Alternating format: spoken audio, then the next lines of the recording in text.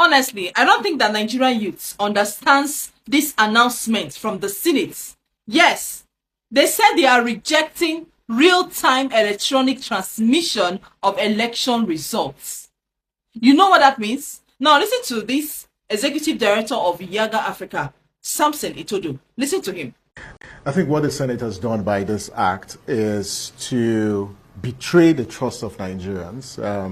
And not just betray the trust of Nigerians, is to make rubbish of all the gains that we've made. Because what happened today is a regression and a dangerous retreat to some of the lofty reforms that were introduced by the 2022 Electoral Act. The Senate President, I completely disagree with the Senate President. He's just being clever by half. Because what he is saying is that the ruling of the Supreme Court in the 2023 elections, they were very clear that electronic collation or transmission was unknown to the law, that INEC cannot, by virtue of its guidelines, introduce electronic transmission, and the IREF, it's clear. And so what the National Assembly did, particularly the two committees in the National Assembly, was to take that judicial pronouncement and update the law, because when the extant law says it shall be by a procedure determined by INEC, INEC went ahead in its guideline, determined the procedure, but the court now said, no, you have to insert it in the law. And the report before them, because I was part of the technical committee that was part of this entire process, what the House passed was that electronic transmission will be part of this process. In fact, the report also mentions the IREF. So I think that the Senate President is lying to Nigerians, because that's not what was provided in the report. It was clear, electronic transmission of result. But that's not also the only thing. One of the things that the Senate has also done is introduce some draconian provisions that will undermine the preparations for the 2023 election, especially logistics. What they have done, they've compressed the time frame. The reason why the 2022 Electoral Act provides that 360 days issue notice, campaign conduct of primaries, was to allow for logistics. What they have done now is to say that primaries will hold, about 90 days, and then INEC will publish the list of candidates 60 days to elections. For heaven's sake, when is INEC going to produce the ballot papers? And so we're going to run into a lot of logistical challenges, for the 2027 elections. If you look at one of the things the bill also does, at the place of the report, is that it makes it compulsory for presiding officers to compare results transmitted electronically and the ones collected manually. What they have now done is to jettison that particular provision. So you cannot... Now that we've heard directly from the lawmakers and seen the official position behind the Senate's decision, it's clear that this issue goes far beyond technology. At the heart of the debate is trust. Trust in institutions, trust in the electoral process, and trust between the government and the people. Supporters of electronic transmission argue that it could reduce manipulation and increase transparency. Opponents say the country is not yet ready, citing infrastructure gaps, security concerns, and legal limitations. But what makes this moment important is not just what the Senate decided, it's how Nigerians are reacting to it.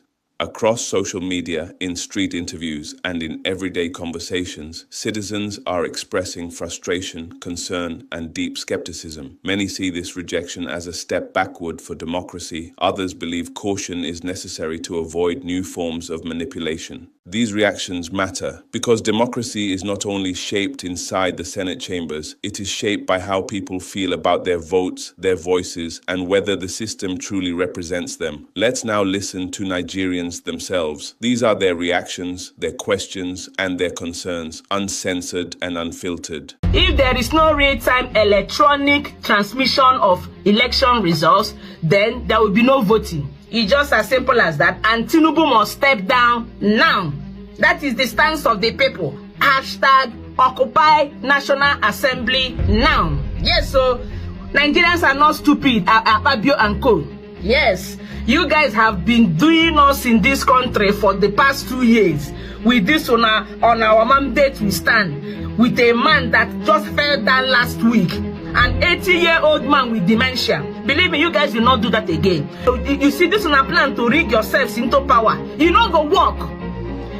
First of all, you started with moving from defections. Started with governors moving from one party to the other, PDP to APC, PDP to APC. Here I can since the past 1 year. So since then, you have not gingered enough confidence to believe that you still win an election. I thought you guys said that you are popular. My dear, it's not going to happen. If Nigerians allow for this criminality, this assault, this graping of our democracy to stand, then there is no reason, no value being a Nigerian, having conversations around Nigeria growing. Because that we are still smiling, that we are laughing, that the National Assembly has not been occupied this morning, that our senators are not making videos calling themselves out of this purported arrangement, that people that we sent to National Assembly are not openly discrediting it and saying they are not part of this, is an assault, is an insult, it's an abuse, it's a coup d'etat. It's a coup d'etat because we do not understand what has been done. We don't understand. And if you need education, go and get that elsewhere. But at this moment, I am sick and tired. This may just be the final straw that breaks the camel's back. This may just be it. I can no longer continue to have conversation about a country where the country's politicians insist that they must continue to rig election. So all of the popularity that they have said they have, all of the development they have brought, all of the GDP growth rate, it is to rig election. I thought you said it is still back to 2031. I thought you said all of you are not popular. That you have 31 state governors, you have 31 states, and you have a master plan. Jagaboy has not lost election. All of this is going to collapse to rigging election. You are going to refuse Nigerians to vote and ensure that their votes count. In 2022, the Electoral Act, INEC put it in their guidelines that it was supposed to be, they are supposed to have an electronic transmission of results from BVAS to the IRF. Election came and INEC went to do manual collation. Nigerians demanded that the elections be reviewed. Nobody said anything, went to court. The Supreme Court particularly stated that INEC reserves the right, that whatever has been written in the guideline, INEC still reserves the right of how they decide to collect and transmit results. Nigeria said, okay, if that is the loophole, the technicalities, we are going to go back to fixing it. And so various persons, Peter for Nigeria, people started speaking about electoral reform. The National Assembly came up with all forms of arrangements, zonal hearing, public hearings, and all of that. Made committees, civil societies, people put tests together. And we agreed, Nigerians in the National Assembly agreed that there should be real-time transmission of results. The amended Electoral Act has been passed into law by the Nigerian Senate. But it's unfortunate that the aspect of the law that favored Nigerians, that connects directly to the interest of Nigerians, and that is the compulsory transmission of voting results once elections are concluded, the Senate rejected it. Why? Why will you reject that aspect that would have gone a long way to restore the confidence of Nigerians in our electoral process? The aspect of the law that would have assured Nigerians that what they will vote for in 2027 will be what will be reflected, declared, and their candidate voted for will be the one giving certificate of return. If this guy does not have cockroaches and skeletons in their cupboard, why is it that the place they apply their unlawful hammer is that aspect that Nigerians has been craving to see that is passed into law? So what is the essence of the whole exercise?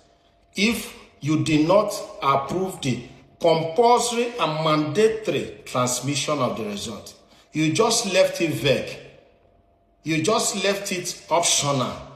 It can or it can't. So that you guys will be able to perpetrate your irregularities that end up making mess of the whole process. So what is the essence of the whole exercise? What is the essence of it? You guys should go back, because this one you people passed into law without that aspect that protects our interest. We say no to it. You guys just want to continue with the business as usual. your business of corruption, your business of rigging, your business of making sure that Nigerians does not have a say in selection of their leaders. It won't continue. It won't continue. We say no to this amended electoral act until that aspect that the Senate refused to approve is added. Very dangerous set of politicians that want to continue that circle of wickedness. The rejection of electronic transmission of votes has once again exposed a deeper issue facing many African democracies: the growing gap between institutions and public trust. Whether one agrees with the Senate's decision or not, one thing is clear: Nigerians are paying attention and they are demanding accountability. The future of democracy depends not only on laws and procedures, but on confidence that every vote truly counts. The conversation does not end here. It continues in communities, online spaces, and future elections. Thank you for watching Voice of Africa. If this discussion matters to you, share your thoughts respectfully in the comments. Like the video so more people can join the conversation, and subscribe for balanced African stories that go beyond headlines. Until next time, stay informed, stay engaged, and stay African.